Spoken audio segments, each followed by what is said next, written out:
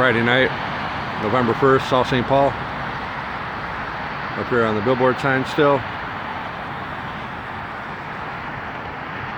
Someone commented on there about wanting me to talk a little bit more about what my whole ordeal is or what the problem is. Told him I would. Told him if you want, man, I'll give you the long story from the start if you really want.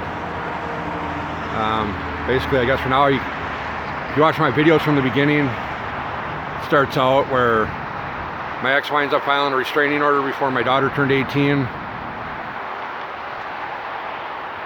Included my daughter with it to drag it out another 2 years before I could see her. Once I got the papers and went through them and read them, I'm like, it shocked me to think like information that she had in there, the only way she would have had to known or obtained it was by like going into my medical records or getting my medical records. Because she spoke of things that were in my medical records. There's only one way you could find out or know anything is by actually getting them or having a copy or whatever.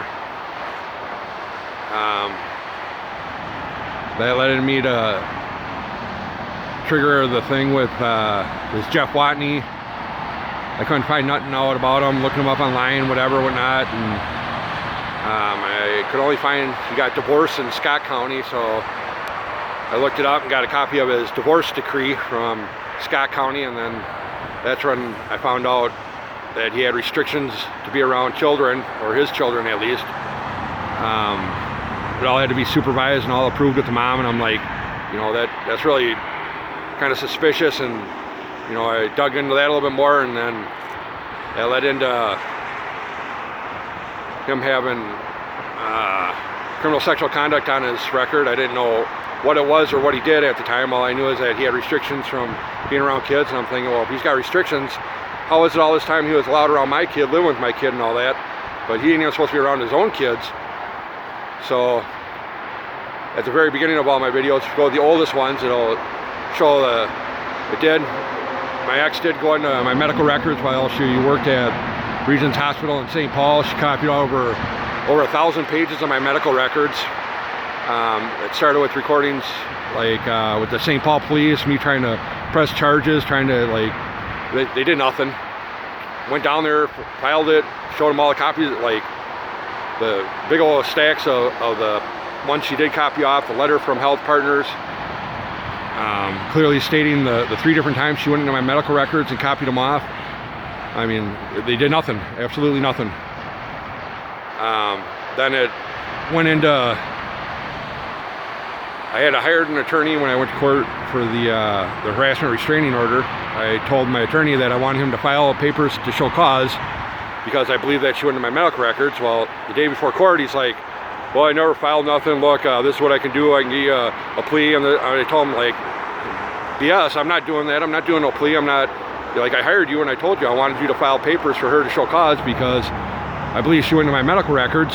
And, well, it's too late for me to do that. We got court tomorrow, and this is what so I didn't go to the court date on it because the judge made it clear, because he already gave me one continuance to get an attorney, and he said, there won't be another continuance. Be ready to go. Have everything or whatever beforehand. So just say, so I'm like, my best chance is just not go to the court date because there's no way I could argue or say anything because my attorney never even filed anything.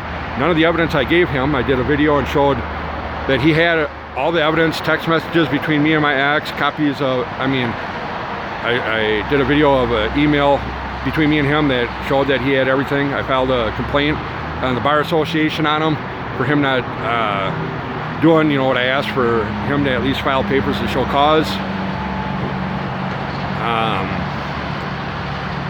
So those are the beginning videos, and then me trying to file papers numerous times, 3 different times, to get a court date to get the judge to rehear the case on the harassment restraining order due to me finding out that Jeff's a sex offender, that he ain't supposed to be around children. Then I had confirmation that she did go into my medical records. I had that letter. I mean, I had like 30 pages of documentation to back up everything to show my proof on my half on the very first restraining order she filed, which included my daughter.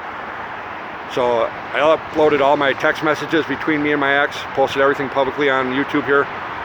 So everything I say is 100% fact, but that's the beginning of it all. Is me getting served them papers, her trying to drag it out another 2 years, my dealings with Dakota County Court of Clerk and all that, with trying to get another hearing to get them. I mean, 3 different times I went back up there, and you could hear, I recorded all our conversations, so you can hear what I asked them, what I said, what they told me, what the response. But I mean, needless to say, the judge just, after the 3rd time of trying, the judge wound up saying, nope, since you didn't show up at court, I ain't gonna rehear it, I ain't gonna whatever. So it was like a 2-year restraining order that was put in place. Never violated it, never had no problem. I never had any issue with any kind of restraining order, except for back in like 2005, I violated one where I said in the courtroom, hey, at least tell my kid Merry Christmas. And they gave me an OIP violation when I said it right there in the courtroom on like December 19th, right before Christmas. And this is like after not seeing my daughter for like almost a year. That's what I said to my ex in the courtroom. That's the one and only violation I ever had. So then it went into me contacting the PO. The first conversation, calling Terry Olson, the oldest video on there. That one, when I spoke to her, I didn't know even at that time what he did, as far as what he did for his charge and what he got charged for. All I know is that he had criminal sexual conduct. He wasn't supposed to have any contact with his children unless supervised.